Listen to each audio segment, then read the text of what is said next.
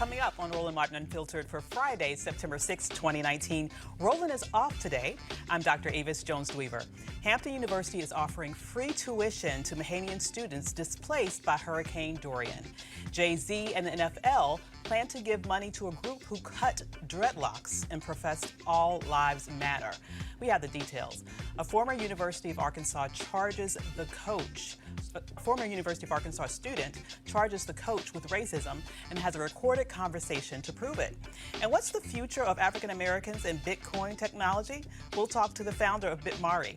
Tamron Hall launches her new daytime talk show on Monday, and Roland caught up with her at the Essence Music Festival. Plus, Reverend Jamal Bryant talks with Roland about transitioning from Baltimore to Atlanta and AME to Baptist. Also, remembering songwriter LaShawn Daniels. It's time to bring the funk on Roland Martin Unfiltered. Let's go. He's got it. Whatever the miss, he's on it.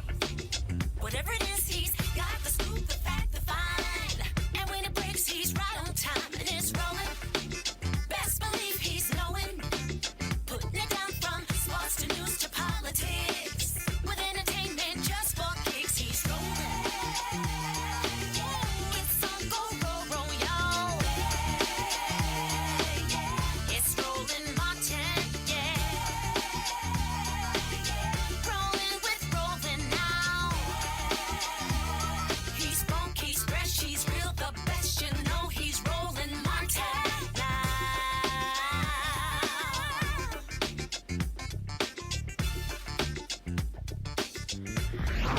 Martin. Hampton University said that it's partnering with the University of the Bahamas to offer a tuition-free semester as well as room and board at its Hampton University campus for students disabled by the storm. Students will have the option to stay at Hampton after the semester is over while paying university tuition and fees. Hampton University President William Harvey struck the agreement with Rodney Smith, president of the University of the Bahamas, who is the former administrative vice president and chief planning officer at Hampton. So, joining me on the panel today is Eugene Craig, who is CEO of Eugene Craig Organization, Amicia Cross, political commentator, and Democratic strategist Lauren Victoria Burke with the National Newspaper Association. Now, That must be Eugene. that must be Eugene. So, ladies, what do you think about what's going on, first of all, with the Bahamian situation? It looks like such a huge, devastating tragedy. It's wonderful to see that that Hampton University steps up like this to be able to lend some help. What do you think? Oh, absolutely. I think that, we've seen this before. HBCUs and Black organizations tend to step in a lot of situations at the first note when other organizations aren't. And I think that this speaks volumes for the spirit of Hampton, for the spirit of HBCUs, but also for a true recognition of a lot of the devastation that the Bahamas are going through right now. When we look at it, we can relate in many ways to what we saw in Puerto Rico. Yeah. But Puerto Rico didn't have an airport that was basically underwater. They weren't necessarily, they were able to get some supplies in a lot sooner. The Bahamas in many areas are just now getting supplies in today. Yeah. So we still have people that are without power, we have people that are without food, we have people that have been without water for days at a time at this point. And I think that, anything that Hampton can do, anything that, we're seeing Tyler Perry also, Yes. Do a lot of work there. And we're seeing some of the cruise ships also go in and help as well. There's a lot going on here, and it's an all hands on deck effort. I'm hopeful that the American government can also, do its part. But as we've seen previously, I don't have a lot of strength in my wishes there. But I do believe that Hampton deserves all the kudos. I think that other HBCUs will probably jump on board as well. Absolutely. And it would be wonderful to see this government take this tragedy seriously, but instead we're stuck on Sharpie Gate now for, I don't know, what is it, 2 days in a row where you have this hysteria going on? When are we going to have some sanity in terms of leadership in this nation? Not until Donald Trump is out of office, obviously. I mean, he's the master of distraction and distracting us into stupidity, usually. And obviously, we know the history when it comes to aid to countries where people of color are featured. So obviously the Puerto Rico situation is sitting right in front of us, and of course he's not going to say anything about the Bahamas. I mean, he's not going to say anything about the Bahamas, but it is good to see the corporate actors. We did see American Airlines, we saw Royal Caribbean step up. We saw a guy walk into a Costco in Jacksonville, Florida, and buy 100 generators to the tune of $50,000. I mean, so that was an amazing story. But you know, at the end of the day, obviously the governments have the scale. Our government has the scale. Apparently, the Bahamas does have a partnership with the Rhode Island National Guard, which I knew nothing I about. didn't know about that. Yeah, I know anything about that. But so they flew some planes in. I think it was today actually, to help. But would be nice if the President of the United States showed some leadership. It shouldn't all just be the UN. Yeah. I mean, Bahamas is right there. Obviously, it's a tourist attraction for many Americans and obviously many people around the world. So he could use his bully pulpit in a sophisticated way to help other people, but that's just not what Donald Trump does. It's not something I would come to expect, so it's not a surprise. Absolutely. I mean, he'd have to be a sophisticated person to use his pulpit in a sophisticated way. Exactly. So Eugene, in terms of your president, I'm really kind of sort of grasp what we should, obviously we're not going to expect much from him, but I'm thinking about this situation, particularly in the context of what we know happened to Puerto Rico, which actually is a U.S. territory. And even today, he's talking about taking millions of dollars away that was supposed to be used towards rebuilding Puerto Rico that still needs rebuilding, and instead diverting it for this wall project that he seems to be fixated on. I mean, at what point will we be able to find some adult throughout his administration that hopefully will be able to give people the help that they need, especially in moments of crisis? Well, it's a couple things here. The first is this. The United States plays a special role in the region and in the world. One of those special roles is making sure that our trade lanes and our trade relationships are well maintained and protected. The Bahamas does not have the capacity to truly handle this by themselves. The American government needs to deploy an aircraft carrier that can serve as a temporary airport to deploy supplies to the island if it has not been done already. That's the first thing. Secondly, the way that, the president is now shifting funds from DOD, from DHS to, deal with his wall, his vanity project is absolutely atrocious. There's a report today of a school and military base down there in Fort Hood that's not going to get built because the funds for it was taken and thrown towards the wall. What I think would be really interesting is to see how the president and the White House responds to the tragedy that's now taking place in South Carolina, North Carolina, maybe Virginia, depending on which way this storm goes, which are states that he absolutely needs to win in 2020. Absolutely. So we're hoping that at some point when we have some leadership that we'll be able to count on in the future to be able to step up to the plate. But in the meantime, where there is help that was coming in, we'll appreciate it any way that it comes. Absolutely. And so turning our attention to the next story, the controversy over Jay-Z and Roc Nation's deal with the NFL continues. The Crushers Club is one of two groups working with at-risk children in Chicago that received part of $400,000 in donations from Roc Nation and the NFL as part of their previously announced Inspire Change initiative. But the organization came under scrutiny recently when on social media posts like this showed up. This is Crushers Club's president, Sally Hazelgrove, cutting a young man's dreads off. They are also known for encouraging the phrase, all lives matter.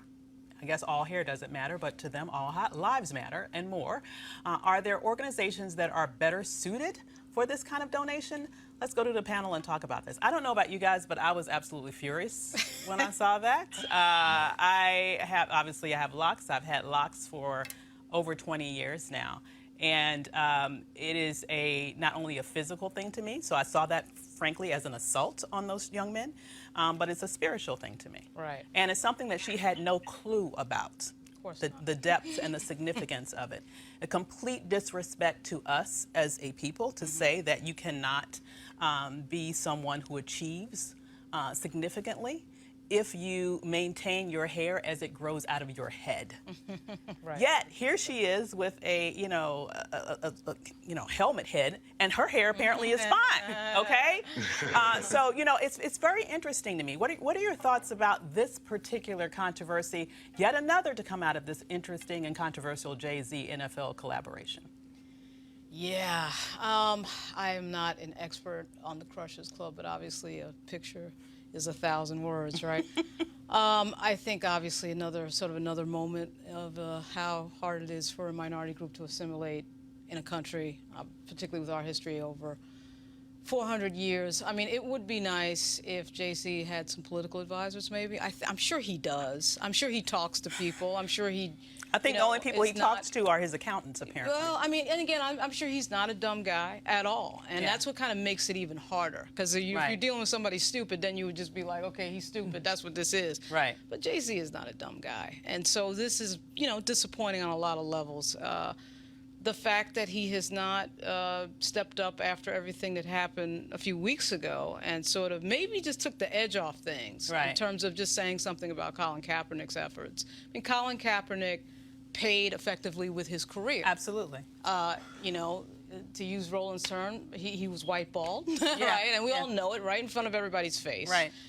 This is not the type of thing that we need to wait 40 and 50 years to figure out, as we did with Muhammad Ali and we did with Jack Johnson and so many other athletes who put, their politics and their personal beliefs before making the money and being popular. Right. So we know right now in real time what Colin Kaepernick had to sacrifice. Right. So it's not hard to figure out. Right. We're an information society. So this is not a good thing, and hopefully Jay-Z will. I have confidence that Jay-Z will figure it out and make a turn. Really? His wife will nudge him. Yeah, I do. I know he signed a contract. I know all that, but I also know that somebody will get in his ear, I think, at some point. What do you think? Do you have confidence? The only reason that Jay-Z did this was because he had to respond to a lot of Black Twitter. This was essentially a PR stunt. So he chose a city that, and I'm a native Chicagoan, I'm very familiar with this organization. He chose a city that already has a large amount of disadvantaged youth, disengaged youth, a large amount of African-American males that will not see a high school graduation, much less college. And coming off of, in the previous years, we had 3 years without a state budget, and a lot of those community organizations that serve those youth that are in turmoil had to face shutting down. And these were a lot of the Black-run organizations. This organization was well known for what it did to Black youth, in the same way that a lot of the charter schools in the city are very known for what they do to Black youth. It is destined assimilation. They tell you how you can wear your hair. They tell you what clothes you can wear. They try to change your vernacular. All of these things designed to shape you into what they feel is going to help you become successful. It has nothing to do with academics. It has nothing to do with your actual progress. It has everything to do with them erasing your culture and who you are. And I think that when you have an organization like this, it is important to call it out. I'm upset that just now it's getting a national resonation because this organization has been doing this for years and receiving a ton of funding at the federal level, at the state level, and at the local level to basically take young Black males and turn them into something else and tell them that what they look like, how they walk, and how they talk is wrong. And for Jay-Z, someone who is from Bed-Stuy, someone who has represented Black people for a very long time, someone who a lot of these young people actually look up to decide that this is the organization he wants to support. And I'll give it to you. I think that Jay-Z is a very smart man. Now, did he handpick this organization? Probably not. There was probably somebody along that line who did. But there should be something from him right now. He should be out responding to this immediately. I'm frustrated that he is not. Yeah, that is interesting, don't you think, Eugene? I mean, all of a sudden he's MIA. He had a lot to say. He had a lot to say when he had this very well-crafted press conference where he's talking about, we're done with kneeling, as if he could speak on behalf of the entire Black community, right? But now, all of a sudden, when these controversies are happening, and particularly this one, which a number of people are finding especially egregious, you cannot find him anywhere. Where is Jay-Z? And also, what do you think can be done to correct course here? I don't really think that he can correct course here unless he comes out and somehow undoes what he did to basically stab Colin Kaepernick in the back. Y'all give me Slater and Hove while I'm trying to get a title deal. So it's a couple things here. I'm almost 100% sure he didn't handpick the organization, right? Absolutely. I'm also on the other end of it. His efforts doesn't start with the funding of this, grant that this organization received, and it doesn't end there. The broader effort that's going on with reform, goes well beyond anything this particular organization can do. We're all involved in the orgs, and we all understand to a degree how organization funding works. It's all relationship, and so somebody in this organization, had probably an in with somebody either on the NFL side or, one of the organizations that Jay-Z's affiliated with, and was able to grab funding here to potentially try to solve a problem. I mean, we've all dealt with principals at a very high level. Oftentimes, it's a lot of things are delegated, but at the end of the day, the blow up typically blows up in the face of the principal. I mean, Jay-Z literally currently wears his hair near free. So, it's I think he probably has to address it at this point because of the stir-up that it's caused. But I agree with Amisha. It is a response to Black Twitter, who sometimes can have a larger voice than they probably should. I think it's probably one of those things where we probably just sit back and watch take a holistic view of what's going on, but two, see where the actual hard efforts are going, and I would direct folks' attention to reform more so than what this particular organization does. Well, that's the question, and that's the big question. What the hell is where's the reform? Where's the beef, Jay-Z? I mean, I don't see it here. And what's interesting to me is that, he came out. Honestly, I'm seeing a lot of inconsistencies because he came out with the press conference, right, saying that there's going to be reform. Right. Then, after that wasn't received well, there was some leak about him having part ownership in the team, which all of a sudden has evaporated, right? Apparently that was a lie. Okay, where's Maury Povich when you need him, right? Because I believe if that was the case, they would have announced that at the actual press conference. Right. That would have made sense. Yeah. And now this comes out, and I agree. I'm sure he didn't handpick this, but this tells me that there was no honest attempt to really be involved in creating social change. It was about him creating a partnership with the NFL for his own benefit. David Chappelle was right when he said a long time ago, we need to stop looking at these celebrities as the thing that's going to correct stuff. I believe that. I mean, this is a smarter celebrity. Jay-Z is a smarter celebrity, in my view, than most. But at the end of the day, he's a really good rapper. He's a really good lyricist. He's a really good rhythm guy. And he's not the best, but he's all right. Political scientist. But he's the same. He's the same Jay-Z who blamed a lot of the community violence and a lot lot of the disengaged youth on black fathers not being at home. Oh, God. So I'm sorry. Like, I'm not giving Jay-Z a pass here. Yeah, I'm giving him not a pass. Because that's ignorant. And it's also something that is a Republican talking point. He's making a deal with a bunch of businessmen in the NFL. They want him to sit there as a money black man. person, to be their person of color that they're sitting next to at a press conference. Absolutely. That's his role in that moment, whether he recognizes it or not. So I'm not looking for Jay-Z to be the person in this moment that is the guy that figures this out. They're not making a deal with Reverend Barber, right? I agree with you, but I think Reverend Barber, then I'd say, okay, then this is the place. I think he fully recognizes it. I think we're not giving Jay-Z enough credit. I think he's a brilliant man. He recognizes it, and his pockets are getting full. Absolutely. He recognizes the business deal, but we're looking for more than that. And we should be. Well, the thing is, Jay-Z said it himself. He says, I'm not a businessman, I'm a businessman, right? That's what he said. And so that is his priority with this. It's not about doing anything to advance the cause. And he was perfectly fine with throwing Colin under the bus. Well, where's the beef then, Eugene? So the thing is this. Reform, organization reform, $50 million funded, largely money pulled, personally by Jay-Z and other folk. They're currently bailing people out of jail. They're currently, That's not the NFL, Eugene. That existed prior. I'm not talking about that. I mean, it's very good that you brought that in, but that is completely irrelevant to this conversation. We're talking about the specific deal that he made with the NFL in order to undercut the movement that Colin Kaepernick started, and in order to justify their whiteballing of Colin Kaepernick. Where is the social justice action specifically in relation to his connection with the NFL? A very big part of that deal provides a funding mechanism for organizations to actually go out and be effective with what they're doing. Right, organizations like this that cut off people's hair, and maybe organizations that blame black women for raising children. Are those the types of organizations they're going to continue to select? Absolutely not. Well, I mean, look.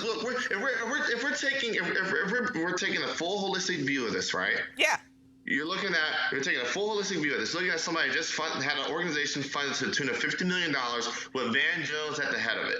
Oh, that makes me feel a lot better. We're dragging somebody over a mistake that we probably can't even actually attribute to them. In regards to Colin Kaepernick, if Hov said there was a conversation with Colin, I'm probably on the side of Hov to say there probably was a conversation with Colin. Yeah. But if we're keeping it 100 here, Colin Kaepernick probably needs to come out and say something himself. What? We've all been rocking with him for a couple years now. Look, he got his cash and did what he did. Eric Reed got his cash and did what he did. Excuse me. Is he not supposed to? And the ball is still moving forward. Well, nobody said that, look, there's one singular way to address this issue, or there's one singular path, or that Colin Kaepernick is the end-all, be-all in it. Let me just say this, Eugene. Good luck with getting your title deal.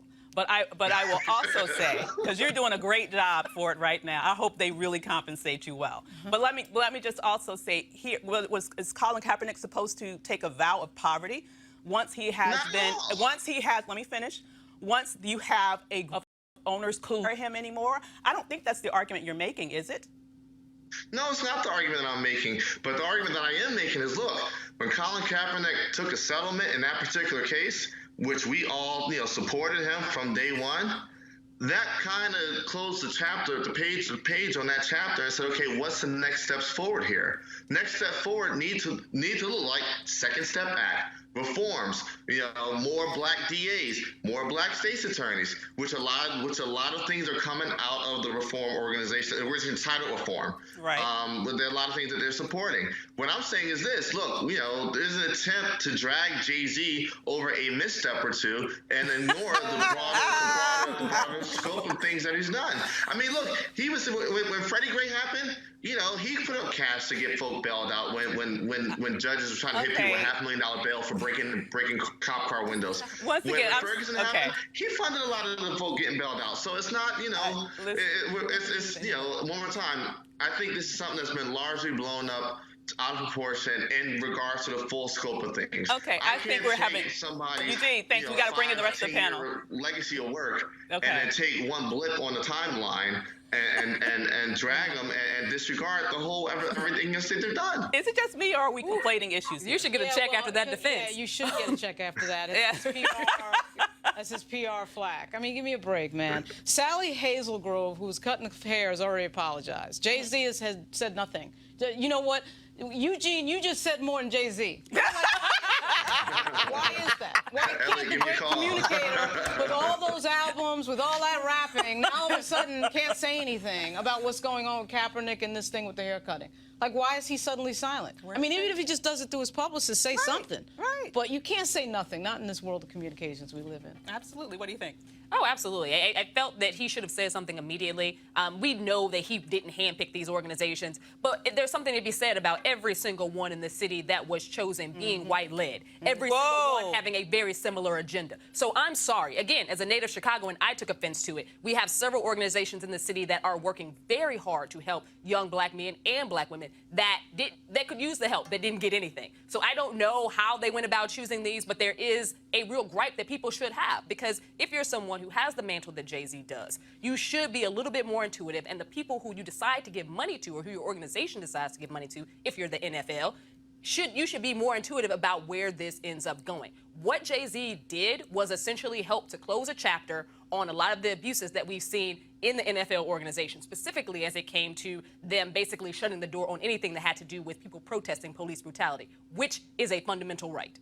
Now that I think about it, whether he knew or vetted them or did not vet them does not matter to me now, because now everybody knows there's a problem, right? So you can comment anyway, right? It's like, where is he? Like in this moment, like, where is he? Where are you? You got to Jay-Z? manage a project, Where are you, Jay-Z? He's someplace.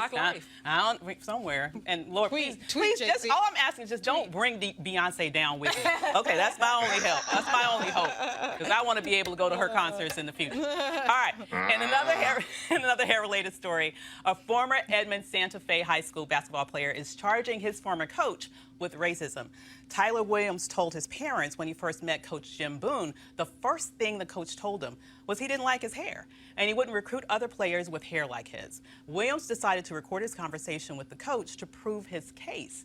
Here's an excerpt from that conversation. All right, well, appreciate you meeting with us today. Oh, I'm glad you came in. Yeah. Glad you came in. Awesome. Awesome. Yeah. Yeah, Coach, I wanted to talk to you about something. Yeah. From, like, the first meeting that we had, remember that? When you had first got this job? Yeah. And when you came here? you had talked about my hair like you're not liking it, and like you not like want to recruit nobody with locks like mine. No, it's not that we don't recruit them, but we make it very clear that once they get in here, they're not going to have their hair that way. I told you, though, because you were here before me, and I didn't think it was fair for me to tell you that you needed to cut your hair, and that I was going to let you have it. Yeah, but that's kind of like basically saying like you're not going to bring nobody in with hair like mine. Probably not. That's kind of like, to me, that's a racist comment. Well, because I'm just supporting my cultural, like, dreadlocks. Well, it's not meant to be that way. And if you had that issue at that time, you should have brought that up at that time. Yeah, I had that issue, but, I let it slide, because I was the first, like, maybe, I had thoughts that you was racist at one point because you didn't like my hair and you're not bringing nobody in with dreadlocks. That just kind of... It's not about race. It's about hair. It's not about race. Williams will be a senior suiting up for Southern Nazarene University in Bethany this season, but he was set to play his second season at the University of Arkansas Fort Smith as recently as August 16th. That was until Williams was dismissed from the team that same day by head coach Jim Boone. All right, so Luxe Jazz is the experience of a lifetime delivering top-notch music in an upscale destination.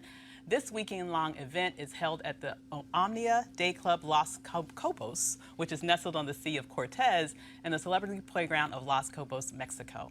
The Luxe Jazz experience offers the ultimate gateway for discerning jazz aficionados by pairing an upscale international destination with luxury accommodations, fine haute cuisine, top-shelf libations, breathtaking golf, exhilarating spa, health and wellness options, and much more, while showcasing some of the biggest names in entertainment.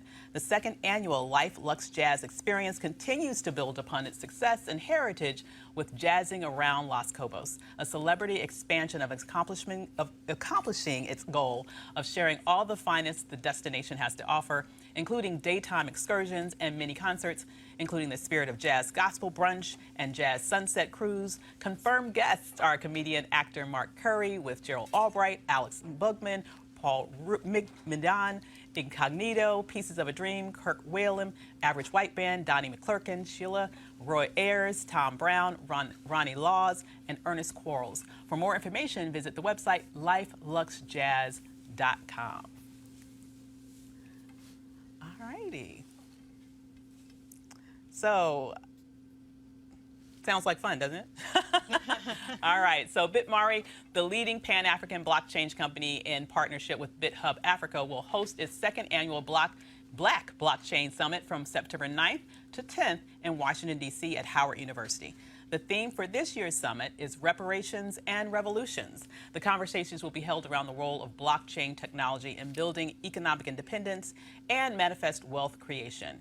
Here to talk about that is BitMari co-founder Sinclair Skinner. How you doing, Sinclair? Great. Thank you so much for having me. Great to have you here. So tell me about what's going on at Howard. All right, awesome. So on Monday, we start at 8 o'clock. It's Howard University. The address, I think, is 2201 Georgia Avenue. We have the AU chairperson coming. We have members from Congress talking about issues related to our community. And we also have technologists coming in who have backgrounds in blockchain technology, Bitcoin. How do we use technology to make the changes? Instead of waiting for 2020 for elections to happen, how can we empower ourselves using technology to take control of our own lives? So that's the context of the event. And we have economists talking about it, as well as technologists on how we can use this technology called blockchain to allow us to hopefully change some of these issues. So can you give us like a quick sort of 101 on exactly what this is? What is blockchain? What is Bitcoin? And how can we use it as a community to help ourselves? All right, so it's a technology. A blockchain literally means blocks of data that are connected together, okay? And these blocks of data, just like when we take pictures are like data. That's why we can send it. If you don't like it, I mean, there was a time you had to take a picture and get it developed at the corner store, wait and see if your eyes would close, throw those out. We no longer use that. We now have data that can be transferred, saved. Well, in blockchain, it's encrypted data. That data can't be counterfeited. it wouldn't make a good exchange of value to use your pictures. Why? Because they can be copied. So then you would know, okay, do you have it? But with this data is encrypted, and if you possess it, no one else can duplicate it. So now if I want to convey exchange of value, I have this data that's encrypted that no one can counterfeit, and I'd exchange it with you. So I'll say, I'll give you this amount of data if you give me this in return. That's what Bitcoin is. It's really just it's just data that's being created that's encrypted to allow us to do exchanges. But also in those blocks, you can save any other type of information. So when it relates to, like, one of our panels is 40 acres and a mule, talking about land and how do we control land. Well, in this same data, you can actually have, like, land rights. You could actually have a deed of property, so that if somebody ever tried to undermine you, like the government, there's a place where you can store it safely that's not controlled by the government. So right now what we see is these technologies come out, but we as a community aren't involved early on. We become big users at the end, make these folks super rich, but we're not the ones orientating this information. Just as much we think about, like, I went to Howard University in Tuskegee, but at Howard you couldn't get a taxi to come pick you up. Right. You had to go walk down, towards U Street or what have you to get a cab. We thought in the engineering school that it was a political science problem. But when they came out with these rideshare applications, in many ways, it made a lot of that racism obsolete. Let me say it another way. We thought it was going to be, go to the taxi commission to stop them from not picking us up. But here comes a technical application using GPS and other technology that now gives people more flexibility in their choices to get picked up for the transportation. Well, they didn't do that to take away the humiliation we were receiving by not being picked up. These were folks in technology that saw an opportunity. We're saying that if we start at the beginning of these technologies, even though blockchain is still super early, less than really 10 years old, if we're there, we can actually leverage these technologies to help our community. Electricity was a technology. A lot of people were used to using oil lamps and said that electricity was too scary and it never worked. Well, electricity worked out. Same thing with people, horse and buggies. They said the horseless carriage would never work. It's crazy. You couldn't get gas anywhere. Well, now, a little over 100 years later, iPhone is only 12 years old. So much of what we think is going to be the way it is, it changes so fast. So if we really still think, in the case of Bitcoin, that people are going to pull out paper money or use credit cards with that cassette. Remember the cassette player with the little strip? Oh, the back of the credit card, that brown is the same cassette. That technology is like from the 40s. Wow. So to think that we're still going to use those means. So when we start talking about our community and where we want to take it, we need to also have a context of how technology can be used to help us get there. And one of the things we started off in with our company was allowing people to send money to Zimbabwe, and may Mugabe rest in peace. And that's a big issue, sending money in our community. Right. In black communities right now, they charge us more for our money. Right. Well, that's not because the technology is not there. It's because they have a predatory business model. Right. Well, we can change that, of course, with policy changes, but we also can empower ourselves to use technologies that allow us to make those changes. I love it. Lauren, did you have any questions? I see you taking copious notes. Yeah, exactly. Subject is money. I tend to do that. So, obviously we got Cash App and we got all these PayPal. We have all these payment apps, these new payment apps. So why would blockchain be better? I'm talking, in money transferring. Why would a new technology or Bitcoin be better than what we see in, like, the basic technology that typically is around paper money? Well, I've heard you speak on here before, so first of all, you're brilliant. Thanks. Thanks. You're awesome, and even this last clip, anyway, humbly. All those systems have a third party, and there's a concept of disintermediarization, where we take the intermediary out of the equation to allow peer-to-peer. Again, I'm an engineer. I'm not very good with this. I got it. That middleman's taking a percentage. Right? The middleman is not only taking a percentage, they're controlling the transaction. They actually can say, you know what? We're closing your account. We can say, they can put hurdles that now control our life, and it's our money. Yeah. They're not adding any more value. The days of them with the horse and protecting your money with a gun, those days are over. This is all behind a cloud somewhere. So we literally are paying folks to control our money. And again, going back to reparations and revolutions, this is about self-determination. Yeah. It's not about violence. This is not about us being victims. No, we're not victims. We're taking control. There are tools out there that will empower us, allow us to take control. So instead of waiting for PayPal to clear, allow me to do this, if I have Bitcoin, just to use an example, I can do transactions anytime, 24 hours, anywhere in the world without asking for their permission to allow me to access my value. So again, though, the people who are in blockchain are mostly Asian and white men. So again, you know, I'm on a panel with beautiful, wonderful sisters.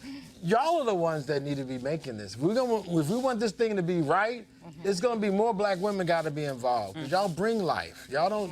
This thing. We have a slogan that says Satoshi is black, and I brought some T-shirts. I mean, I'll take one. So humbly, the person who actually created Bitcoin, they don't even know who it is. So the name, the pseudonym they used was Satoshi Nakamori. And then so some people say, well, it must be somebody Japanese. And I said, well, wait a minute. Now, if you're trying to disguise yourself, like Dr. Seuss really wasn't a doctor, okay? His name really wasn't Dr. Seuss. So if you're trying to disguise your identity and you're Japanese, you wouldn't pick a Japanese pseudonym. Hello? Right. Okay? It probably was a sister. Right. And she was able to walk away, create something that now people are benefiting all over the world. And there's different variations, not just Bitcoin, but there's a host of Ethereum, a lot of different things out there. And we're also going to be telling people how they can use it for wealth creation, how you can use this technology to benefit financially. And also, there's scams. In any of these things, there's scams, and we want to make sure people are aware. The blackblockchainsummit.com, you just go to the website, check us out. You want to volunteer, come on. We're ready to go. It's on Mondays and Tuesday, Howard University. We'll have a little reception where we are highlighting the Congressional Black Caucus staffers because it's Black Caucus weekend. I mean, week coming up, and we want to, there's a lot of like people who do the grunt work of policy making, and they're celebrating their 40th anniversary. So we said we'll have like a reception, invite them out. And we have this big economist named Derek Hamilton. And he's going to be speaking. Derek Hamilton's, and his birthday's that Sunday. So we said we're going to get a cake. So if y'all want to come cut some cake, Derek, we're going to cut some cake for you, bruh. And then we're going to make sure, you know, everyone else has some food for thought also. Oh, that sounds great. And what really resonated with me was you mentioned how other technologies have control of your money. I'm an entrepreneur. I know many of my other friends who are entrepreneurs that do a lot of transactions through PayPal, for example.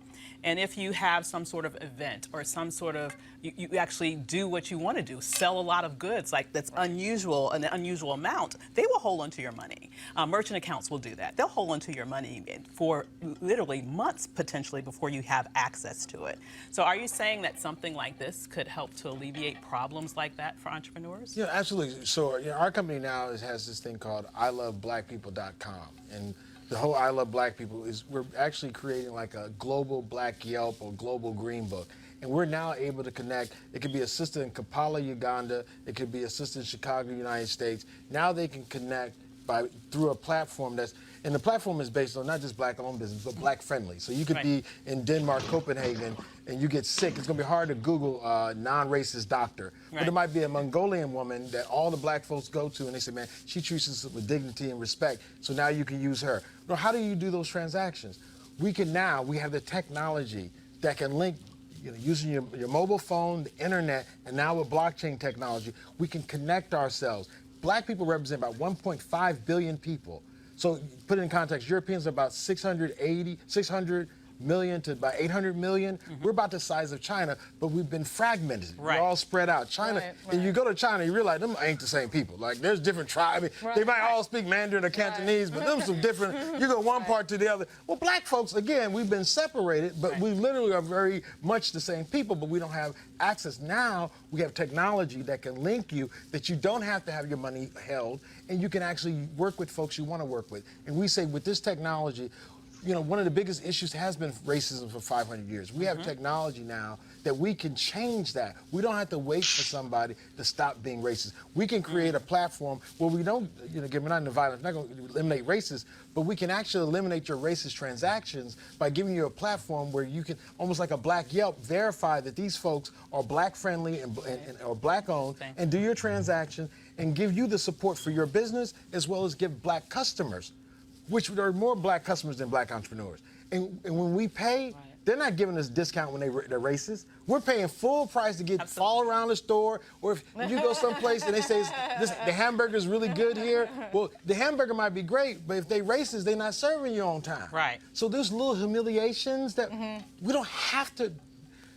You know, we got to stop normalizing. And again, I'm here with your sister. It's just like sexism. We've normalized things too much. Right. We're the adults in the room now. We don't have to go for that. Even if we disagree on something, we don't have to go along with it. You go your way, do your thing. But I'm gonna go here where the people are happy to see me. Right. Right.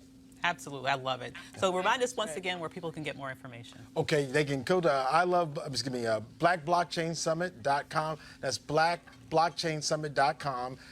The event is on Monday. It starts at 8 o'clock in the morning. We still have, availability. Come check us out. We also need volunteers. It's a good way to meet some people as well as learn a lot about what's going on. And it's going to be on Monday, the 9th to Tuesday, from 8 to 6 on Monday with the reception. Come check us out and cut some cake. And then on Tuesday, we have it from 8 to 2 o'clock. So definitely appreciate the opportunity, and rest in peace, Robert Mugabe. I just had one more shout out. Absolutely. Well, thank you so much for joining us. I learned a lot. Yeah, that was great. Absolutely. The music community is mourning the loss of one of its own, Grammy Award-winning songwriter LaShawn Daniels. Daniels, who helped write countless hits for artists like Beyonce, Whitney Houston, Jennifer Lopez, and Michael Jackson, died Tuesday as a result of injuries sustained in a car accident. Daniels was best known for his collaborations with the music producer Darkchild, with songwriting credits on R&B classics including Brandy and Monica's This Boy Is Mine, Lose My Breath by Destiny's Child, Telephone by Lady Gaga and Beyonce, If You Had My Love by Jennifer Lopez, and It's Not Right But It's Okay by Whitney Houston. He also appeared with his wife April on Braxton Family Values and Tamar and Vince. He was just 41 years old. Our thoughts and prayers are with the Daniels family and all who loved him. Okay, so Tamron Hall is launching a new daytime talk show on Monday, and Roland had a chance to talk to her at the Essence Festival in July. Here's that interview. I'm here with Tamron. You know what? Why you just gotta introduce me like that? This is when you've known somebody your whole life, and they tell you, why can't you let me be great? Why can't you let? That's everybody else. Your family never lets you be great. Tamron, who like Whataburger? We're gonna boycott Whataburger if they change. Oh, I shouldn't say that. I'm a guy. Hey, Whataburger. First of all, okay, they got, look, the family, private equity company bought it. They ain't changing. They still Texas born and bred. See, Roland and I are loyal Texans. And so when we got word that Whataburger was being bought by a Chicago company, and we both live in Chicago, that was a tough move. But we love Chicago, we love Texas, so hopefully they do right. They should have us in a commercial. Yeah, they should. I think they should. Real Texans like real hamburgers. Exactly. Call us Whataburger. Call us. We need to check. We need the bag. Secure the bag. We believe in getting paid. Let's be real damn clear. Oh, no. Roland, let me tell you, there are many, many moments in my life where I love Roland. But it was a couple of years ago, and you were on social media talking about how much men get paid on the speaking circuit, especially in black churches and black events, and you were like, women should be paid. Black women pay them the same money that you would pay a black man for these speeches. Roland was the only man who spoke up and said something like, because it's true. And I've had some homegirls of mine, Tamika Mallory and others, and people get to me, I'm like, no, y'all gonna pay this number or don't call them. You know, because it is obviously something we will point out when you look at white mainstream media and say that we are not compensated fairly, that we are not given the positions that we've earned and deserve on the screen and behind the scenes. It's harder to call out your own family, but you have to do it. And you did that day, and it was one of those powerful Roland moves that only you, that's why you're who you are. That's why you're so important to me and everybody else here. Look, I believe in getting paid. And you getting paid, you got a new talk show. It has been, I won't say years in the making, but when things went sideways with NBC, you didn't trip, you didn't go all buck wild. You went, okay, I got something. I'm gonna take my time and just wait for it. It's true. I mean, behind the scenes, because I said the show is about taking off your masks and being your real self. Roland and I have real conversations. We are strategy people. Roland's like, okay, I'm gonna get this going, I'm gonna get that going, because what we both decided, I've learned this from you. We're not gonna wait around for somebody to anoint us. We're not gonna wait around for somebody to say whether we can feed our families and have the success we deserve. And so for me, it was that time. You know, I've been off air for 2 years. I went into meetings and I said, if I'm going to come back to TV, this is how I want to come back. I want to come back on my terms at 48 years old. I can say that. I couldn't say that in my 20s. I couldn't say that in my 30s, but you know how it feels to get to that point in your career where you say, okay, they say they want me back on TV. They say they want you back as Roland Martin. We're going to bring it to them, and now we want our people to support. Don't just complain when we're gone. Support us when we're back. And that means the world. And they have pledged their support here at Essence Festival. You walk around the mayor of Essence Festival. I walk around as his assistant. But nevertheless, it feels good to be around the community that says, okay, we were mad when you moved or changed, but we're happy that you are back, and we're going to support what both of you are bringing to the table. But this also matters because, look, 40+% of daytime television, black folks. Absolutely. A lot of black women. A lot of black women, just like with the Democratic Party. Guess who makes or breaks both? Black women. And so when black women saw me taking off the show, knowing that there were great ratings, knowing that I was putting in the work, they said, we won't watch. And I said, let me tell you, I don't want some young girl in Texas, Chicago, all the places that I said, if it can happen to Tamron Hall, it can happen to me, and give up because they saw me take a punch on the chin. I wanted them to see me get up and rise, just like Maya Angelou. Still I rise. And that was so important to me. And that's why when people say, oh, you didn't take the offer they made, well, they wanted to sideline me.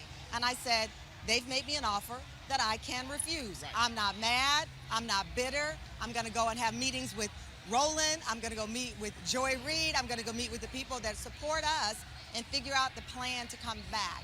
And so for me, it was very important, as it has been for you and the advice you've given me, is not get mad, don't get even, just get good, get great, get better. And that's what we've done. And what we're dealing with now, a totally different landscape where it used to just be broadcast cable. That's it. Now when you talk about daytime, now you talk about streaming services, now you're talking about digital. Now the gatekeepers are all over. They don't control access now. And then it's kind of like when you built an audience, now you can say, no, I'm going to go do this.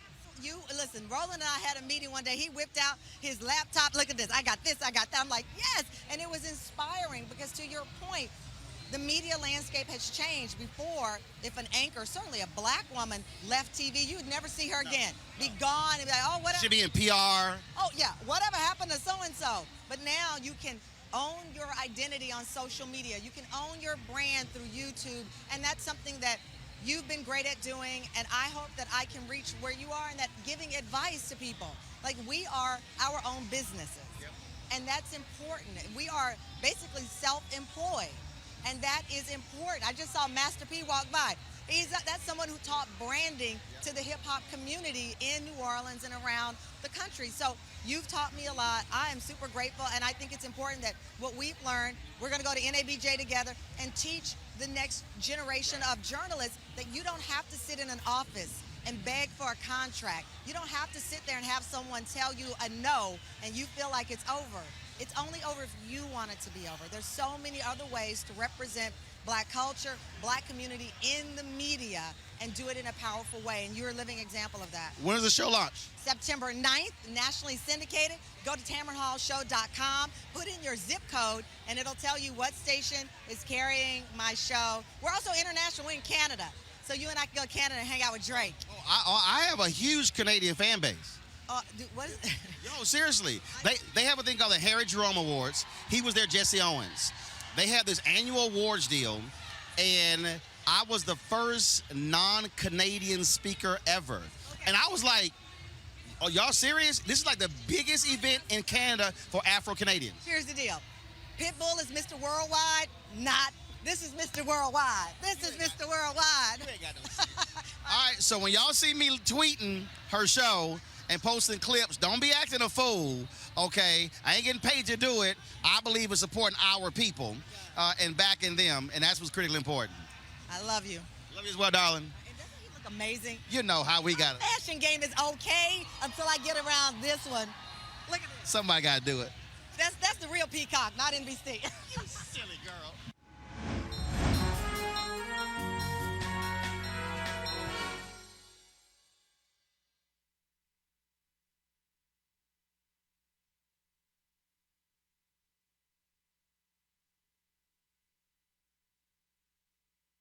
A multi-billion-dollar corporation recently suggested that its employees should spend their money on video games and baseball tickets instead of joining a union. Clearly, they are not in touch with what's going on in the lives of most working families.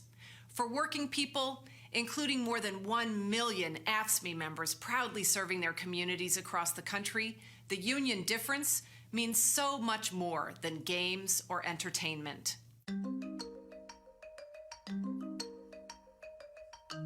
The union difference means we have a voice on the job and a seat at the table.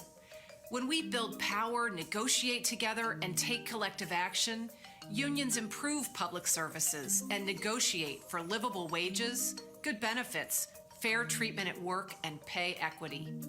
The union difference means getting our bosses to say yes, even when they want to say no. It means having the power to get things done. The union difference is the difference between risk of injury and workplace safety. It's the difference between being understaffed and providing care and service we can be proud of. It can mean the difference between unfair treatment and due process. Being a union member means the difference between living in poverty and earning a living wage. The difference between the fear of being bankrupted by a medical emergency and the security of good health insurance. The difference between anxiety in your golden years and retirement with dignity. The difference between unpredictable shift scheduling and meeting your kids at the bus stop, joining them at the kitchen table, and being there for the most important moments. It all adds up to a lot more than what you can get from a video game. Unions mean power, dignity, respect, fairness. That's the union difference. That's the AFSCME difference.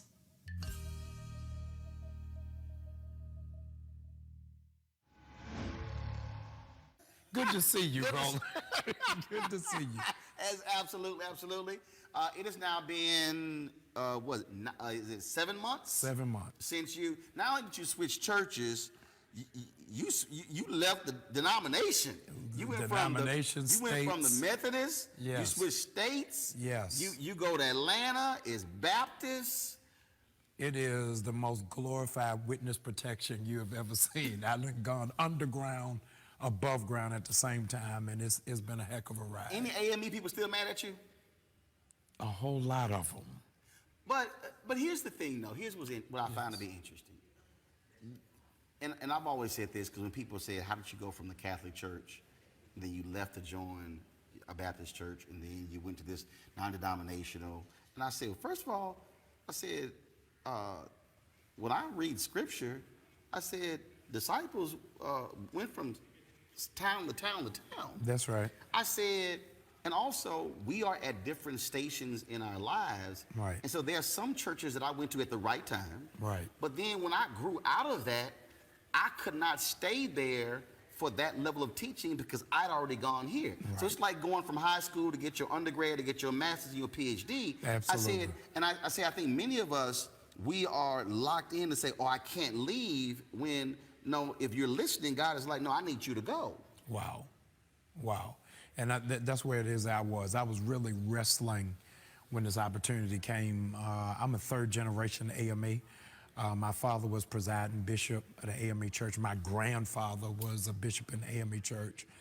And my greatest weight was what was Dad gonna say. So I went to my father and said, man, this opportunity is here. What do you think about it? He said, God didn't call you to a denomination, he called you to a people. So if that's where God is calling you, I'm with you. But I think people have the same problem. Yeah. Because what happens is, and I've had to counsel people on this. They literally said, Roland, how did you leave this church? I said, I grew.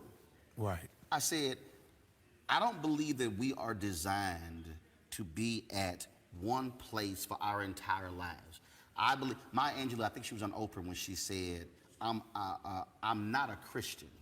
Because if I am a Christian, that means I've done everything I'm supposed to do.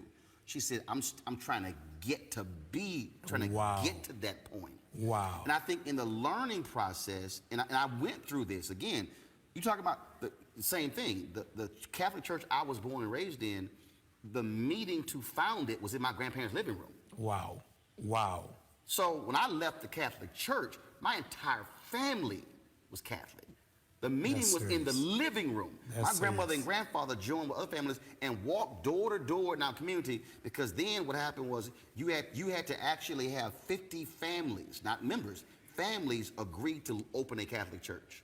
I didn't know. So that was the hardest decision, to leave what was my entire life for 25 years. Amazing. Amazing. But it's growth. Yeah. And I think, just like a member, preachers have to have growth as well, and get out of, no, if I am here to serve people, it doesn't matter where I'm going to serve people. You don't even know how liberating that is. I'm amazed these last 6 months how many preachers have come to me and say, you freed me, because I was beginning to feel like ministry was a sentence. Because we have this thought in our mind, once you go to this church, you got to stay there till they put you in a wicker chair and a corsage for your anniversary and can't move anymore. And what it is that you're saying is correct. Jesus gave the disciples the direction, go. It was never stay. And we've got to get to a place of transition.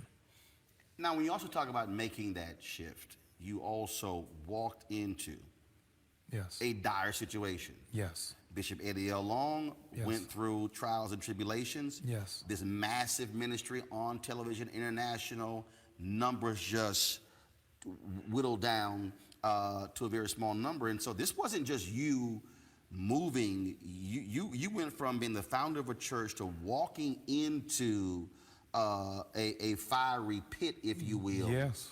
And then people challenging you on your own trials and tribulations. Right. And so you're walking in with a whole lot of stuff on your back, Right. and then people saying, you got to save all of this. Yeah, it was the greatest challenge of my life. Jill Nelson wrote a book years ago called Volunteer Slavery. So I wasn't tricked into it. I knew exactly what it was, but here's what's amazing. The church is the largest land-owning black church in America, 280 acres. Sanctuary, almost 10,000 people. Bishop Long, at his height, was doing 3 services a weekend, 2 on Sunday, 1 on Saturday. And it went down to 1,500 people. 1 service, the other 2 canceled. But that core group was so strong, Roland, many people thought it would foreclose, they would lose the building. That 1,500 people never missed a mortgage payment. 1,500 people kept the lights on. So the remnant that remained was so committed to the vision, they said, we're here. We're too vested in it to let it slip away. And so I'm still in awe as how it is that they were able to save it. Last year, 2,378 churches foreclosed with a pastor. And yet this church was able to maintain without one. Is just the grace of God. Well, which also says that the church is about the body, Yes. not the one individual Yes. leading. Yes. And I think that's also what a lot of people lose sight of. Yeah, they are spiritually mature at a place I couldn't imagine. One of the things we were talking about before recording is the shift that I've had to make psychologically from a founder to a successor. And what I discovered in Baltimore, 76% of my members, I was their first pastor. At this church, they had a different level of spiritual maturity, of understanding the Word of God, the gifts of the Spirit, the fruit of the Spirit. So it was not introduction. They were like, come on with it. If that's where you are, let's roll. And so I had to recalibrate what my thinking is. In these 6 months, everything I've asked them to do, it has been at my own peril that I underestimated the strength of them while fractured. I said one Sunday morning, we're gonna raise $5,000 for Bennett College. That 5,000 grew into 22,000. We got behind that whole movement. It ended up mushrooming outside of our church, of course, to 9 million. I said, we're gonna raise $50,000 to bail young men out of jail over Easter weekend. That 50,000 went to 110,000. I said, we're gonna do 20,000 food package for Kenya 4th of July weekend. You gotta put together 50. We could pull together 50,000. So what they saying is, you think small. There it is. I look like a grasshopper in my own eyes. And so I've had to recalibrate what this new reality looks like. Well, so let me go back to the point about spiritual maturity. Yes. I remember having a conversation with Pastor Ralph West, and we were discussing a church I was looking at. And when I told him that this preacher was a very strong preacher, but he didn't do his Bible study, West said, oh, that's the worst thing in the world. He said, the preacher that outsources his Bible study will not have a spiritually mature congregation. Wow. He said, because wow. He said, the spiritual maturity of the congregation means that you have taught them giving, which is what you're just talking about. Right. He said, so I don't have to stand there and beg and spend 15 minutes on offering. He wow. said, because they're spiritually mature. When I go to First Baptist Glenart, literally their offering part is sort of like, all right, it's time to offer. Boom. Right. There's not a lot of time spent on that right. because the teaching and the training has resulted in a people who say, no, we know what we're supposed to do. Right. And as versus you're up there killing yourself, yes. trying to sweat, hoop, right. sing, dance, and hop to get them excited. Right. That also, I think that's also important because the congregation is telling you, we need you, your preaching now has to go to another level because we've been taught, we operating at PhD level. Absolutely. It has stretched me at a capacity where like, oh no, you ain't singing no jingle. I need you to give us the full verse. Now, it ain't no phrases. Come on with it. Right. You went to Duke for a reason. We need to know what it is. My wife, of course, Reverend Dr. Jackie Hood Martin, it is so funny because we'll be sitting there, and she knows I take copious notes. And we'll be in church, she'll look over, she's like, you ain't feeling this sermon, huh? Because it'll have the date, it'll have the church, it'll have the preacher, it'll have the scripture, it'll have the title of the sermon. And if it's 2 lines below that, you ain't said nothing. Wow. No, literally. Wow. If I got 2 lines, you ain't, this is me. Right. Like, all right, there. What time is gonna be over? Right, right, right. The other thing that was a shift for me, you've been now to both churches that I've pastored, is that this is a older congregation. So my church in Baltimore was for 18 to 45-year-olds, millennials, Gen Xers, and I'm pastoring baby boomers. I called my dad the other week. I said, this is the first time in my ministry I said to one of my members, yes, ma'am. It's the first time I've had to say yes, sir, to somebody I'm supposed to be over. And so just what that shift is and what that represents is it ain't, you know, the back of Jet magazine just preaching the titles of the top 20 songs. Right. You got to go into a whole nother level. Then you dealing with Atlanta, the bastion of HBCUs, and they coming from Fisk and Tuskegee and TSU and Spelman. Like, all right now, come on, give us a little something beyond 2 chains. You're going to use all of that Duke, Morehouse, and all the extra reading. That's right. It's like, no, you can't just come with it. Right, you sitting there trying to mention 2 chains. They like, when he gonna get to Charles Spurgeon? There it is. When he gonna get to Dietrich Bonhoeffer? There it is. Yes, I'm like, okay, say it for the people in the back. Yeah, so it's really been amazing because since I've been there, there's a whole flush of young people and young adults who haven't been there. My new members director said, Pastor, you're going to have to do a reorientation because we don't know how to process these people. You know, we have processed people with church experience. There you go. We don't know how to process those who smell like weed. But which to me is which is the problem, because how you think you're gonna grow, and that's who you're supposed to be reaching, the unchurched. Yes, if it's gonna be a church and not a country club, is you got to look for people who don't look like you, and that's what we're really doing because Atlanta has moved in such a way that the crux of the church no longer lived in Lithonia. Mm-hmm. They were coming in from Vinings and Sandy Springs and Buckhead. But now we're really evangelizing that community, and it's making a world of difference. Now let's talk about that, because we talk about evangelizing. I have challenged, and I love how I do this too, because all these preachers look at me and they're like, hold up, you ain't no preacher. I'm like, he is. I said, no, this is a runaway preacher. I'm telling you all. Meet Deacon Roland Martin. No. This is what I tell them. Because I've had more people come up to me, they're like, oh, I had this brother's like, you got the mark, you need to be preaching. I said, no. I said, let me explain to you what God told me. I said, God told me I got enough preachers.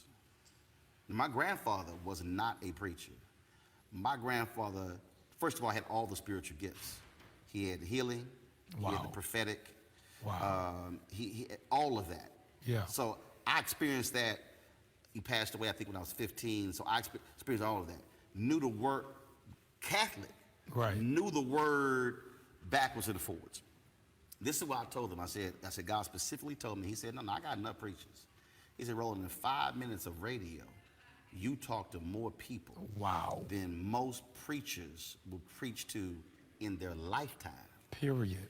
He said, so I need you where you are. You in the 1%. So when I'm on television, when I'm on radio, when I'm on social media, and I'm talking about issues of faith, and I'm speaking to those, I'm bringing all of that, I am reaching folks that a pastor would be jealous of, and trying to get them to understand, because, and I didn't realize this, somebody reminded me, somebody said, Roland, you the one who turned Jamal on the Periscope.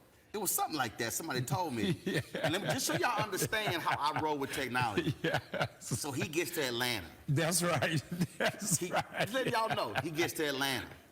And I'm sitting here, I'm online, and I'm like, I'm looking at the New Birth Periscope feed.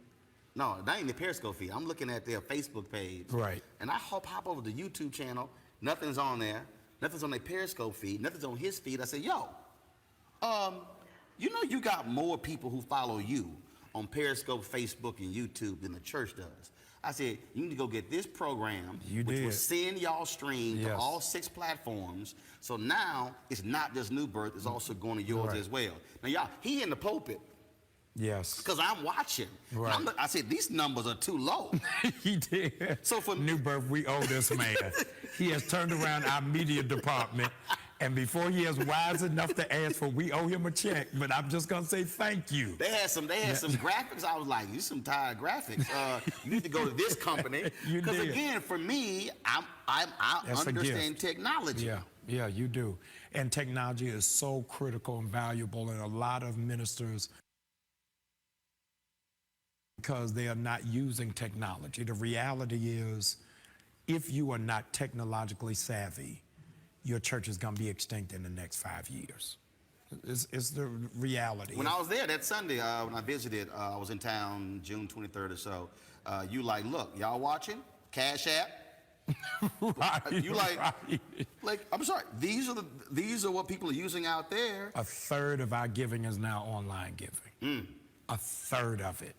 So I told them, listen, you know, if there's a ½ inch of snow, Atlanta shut down. Right. Said, don't worry about it. If y'all will drop at my house a Roland Martin package, if I can turn all of this on, it don't matter what it is. We can just keep the ball rolling. And that's the thing, man. Because see, the reason this is so personal to me, because what the black church is dealing with, for me, is what black media is dealing with. Wow. Black media is literally doing it. Black media is dying like the black church is, because they refuse to embrace technology. The Chicago Defender this week printed their last printed edition. People have been calling me and BBC called me to get my comment on it, and they were like, it's so sad. I said, no, it should happen 5 years ago. They're like, wow. What? I said, I'm sorry, y'all. I said, I took over the Chicago Defender in 2004. It had not been a profit in 20 years. I said, I launched the first black news source audio podcast in 2005. Wow. First black video podcast in 2006. Wow. The owners were thinking like a lot of board of trustees of churches. They said, we just want to remain a small community paper. I said, I got to go. Because I understood this historic paper could actually be a national and international brand, and to build it, I said, no, I can't do small like y'all. I left. And that was the same thing. And so they literally are doing things today that I had implemented 15 years ago. So imagine where they would be in 2019 had they listened in 2004, 5, and 6. To me, I just think the black church is the same way. That's where the Baltimore Afro-American newspaper is going in the same way. They have 1 million followers now on Facebook, but nowhere near that in circulation. But they're expending all of their energy trying to handle the circulation part when the whole trend is shifted in another direction. And I think when we talk about, I'm gonna go back to spiritual maturity, when we talk about also how do you outreach. Like I said, I've ticked some pastors off when I said, when the last time y'all created a 1 mile radius around your church and then had tell your members we going door to door? They looked at me like I was crazy. I said, I'm sorry. Last time I checked, that's also biblical. I said it's called a census. I said, because we were talking about education, and I was talking about freedom schools, and I was saying that you have retired teachers in your congregation. I said, so imagine if you said, we're gonna go to the mile radius around our churches, and then we're gonna knock on the door and say, is there a child here 18 or younger? What's their grade level? I said, and then we're offering free tutoring sessions. I said, first of all, y'all could change reading scores and math scores overnight. Literally. I said, second is, you're going to encounter people who likely have never even seen you and your members. I said, so the offshoot could be mama or daddy could all of a sudden decide, well, I'm going to drop by that church on Sunday because they care enough about my child and education, offer free tutoring. They looked at me like I was out of my mind. I said, I'm sorry. I said, what? Did y'all miss the part about discipleship? Let me echo your point for the cynics that don't understand it. Within my first month, that was the very first project we did. We collected canned food items in our church and went door to door. And what's critical, I'm saying this to the pastors because Roland's been given this challenge. I didn't send the members, I went with them. I went with them and knocked on the door. Said, hey, this is our new pastor. Like, you the pastor of New Birth? Knocking on the door? Look, bro, I got 10,000 seats I got to fill. I got one with your name on it. And people began coming to the church simply because they couldn't believe that I would come to their door.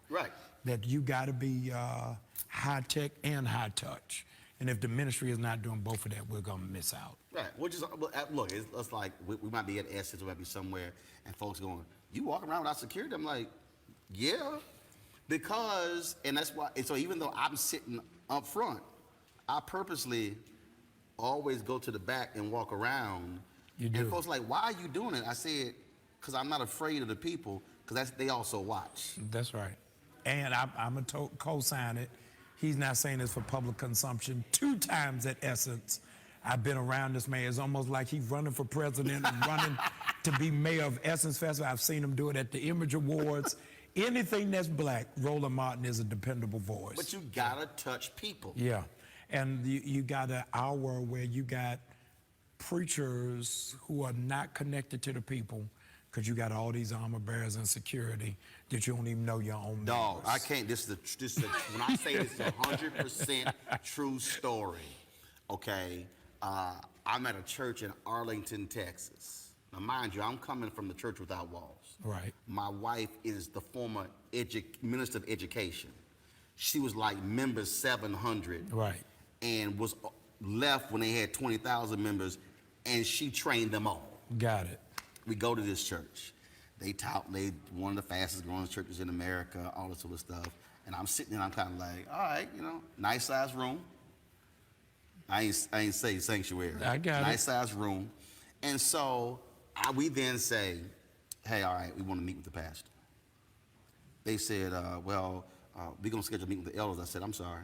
I can call my pastor at home or on a cell phone. I said, no disrespect. I'm not meeting with the elders. I'm joining because I want to meet with him and her. So one time we were leaving, and they were in a room, so I stepped into the room, and literally, if you're her, she had an armor bearer who was like doing this here. No way. And I'm like, why don't she move? Like, why is she? And I'm sitting there like, finally, I'm kind of like, and my wife was watching it like, they lost their mind.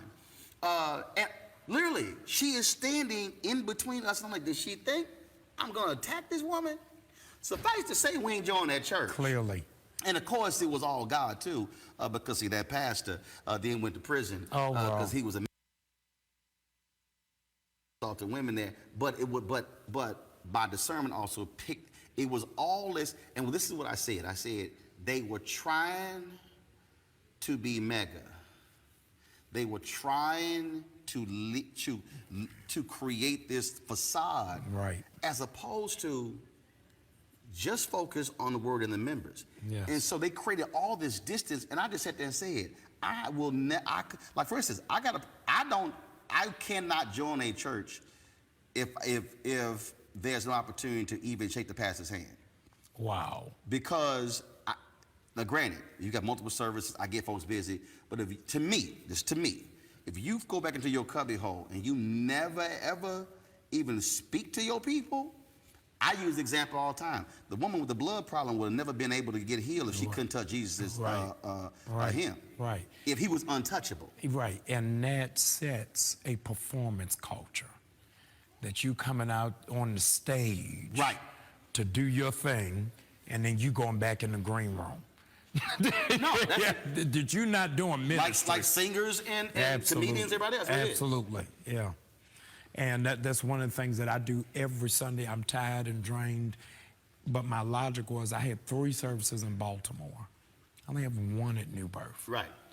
So I can't shake the. I don't have no evening service. So it's going to take me an hour to do it. I'm going to sit out there. Create the time. Yes. And also, that's relationship. That's right. That's what it is. Yeah. Last thing, last question. How do you deal with people who want to continue, and this is going to help somebody who's dealing, how do you deal with people who want to continue to imprison you from your past mistakes and totally ignore who you are today?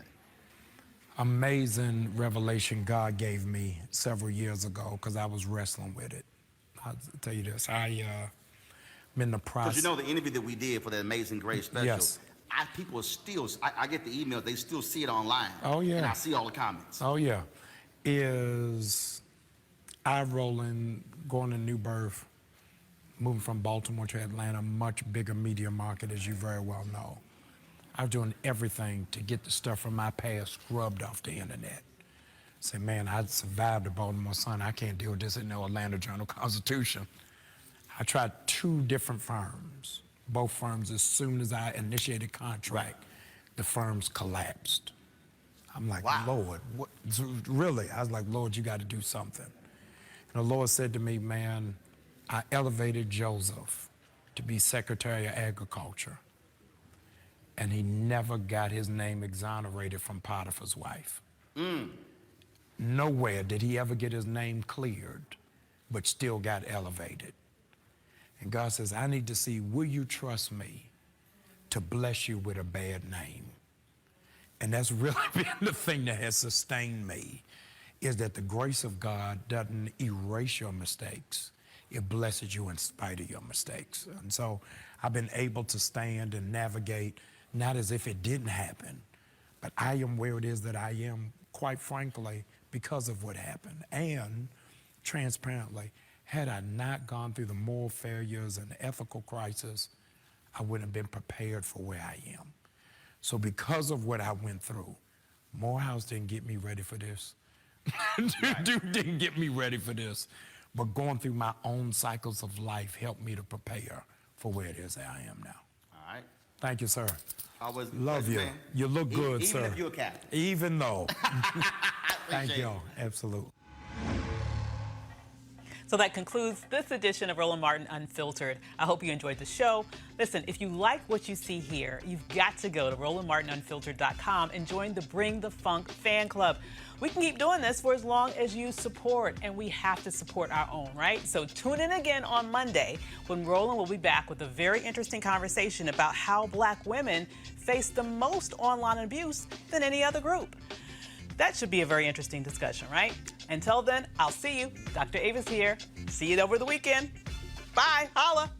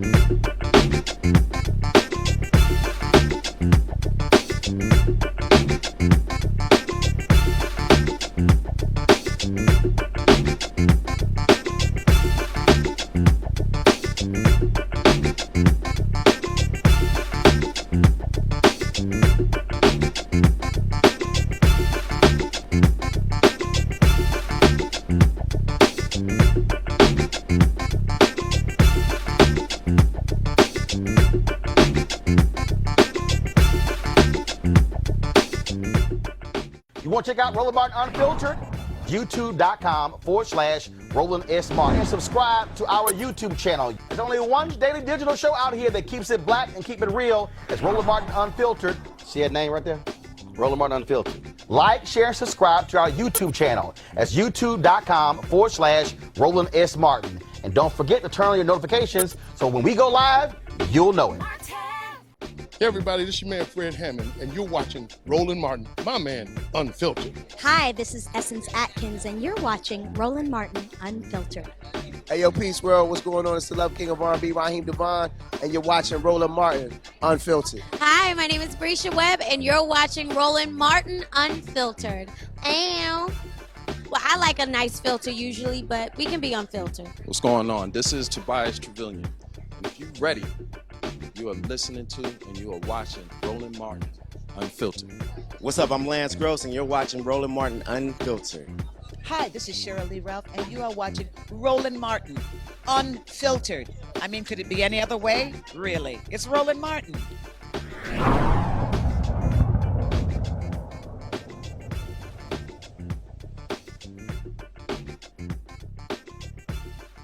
You want to support Roland Martin Unfiltered? Be sure to join our Bring the Funk fan club. Every dollar that you give to us supports our daily digital show. There's only one daily digital show out here that keeps it black and keep it real. As Roland Martin Unfiltered. Support the Roland Martin Unfiltered daily digital show by going to RolandMartinUnfiltered.com. Our goal is to get 20,000 of our fans contributing $50 each for the whole year. You can make this possible. RolandMartinUnfiltered.com.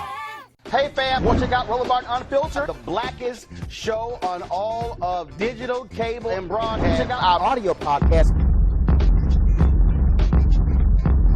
There's only one daily digital show out here that keeps it black and keep it real. As Roland Martin Unfiltered. Press play.